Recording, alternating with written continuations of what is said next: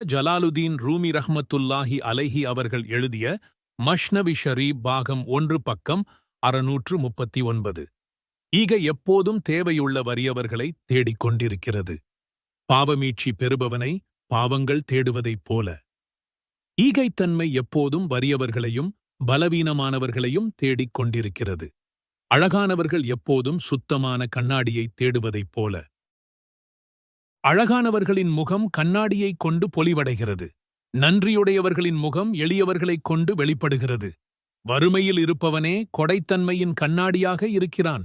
ஆகவே எச்சரிக்கையாக இரு. கண்ணாடியின் எதிரில் மூச்சு விடுவதென்பது உன் முகத்திற்கே கேடாக விளையும். ஆகவே அல்லாஹுத் தாலா தன் திருமறையிலே சூரையே வஜ்ஜுஹாவின் 10வது ஆயத்திலே அறிவித்துள்ளான். முஹம்மத் ஸல்லல்லாஹு அலைஹி வஸல்லம் அவர்களே, யாசிப்பவரை விரட்டாதீர்கள். ஒருவன் இருக்கின்றான். அவனுடைய ஈகையை வறுமையில் இருப்பவன் வெளிப்படுத்துகிறான். மற்றொருவன் இருக்கின்றான். அவன் ஏழைக்கு அவன் எதிர்பார்த்ததை விட அதிகமாகவே அளிக்கிறான். வறுமையில் இருப்பவர்கள் அல்லாஹு தாலாவின் கொடைக்கு கண்ணாடியாக உள்ளவர்கள்.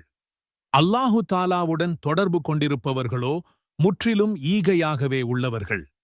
அந்த இரு சாராரைத் தவிர இருக்கும் மற்றவர்கள் அனைவரும் பிணத்துக்கு சமமானவர்கள். அவர்கள் இறைவாயிலிலே இருப்பதில்லை. மாறாக அவர்கள் திரைச்சீலையில் பதிவாகியுள்ள படம் போன்றவர்கள்.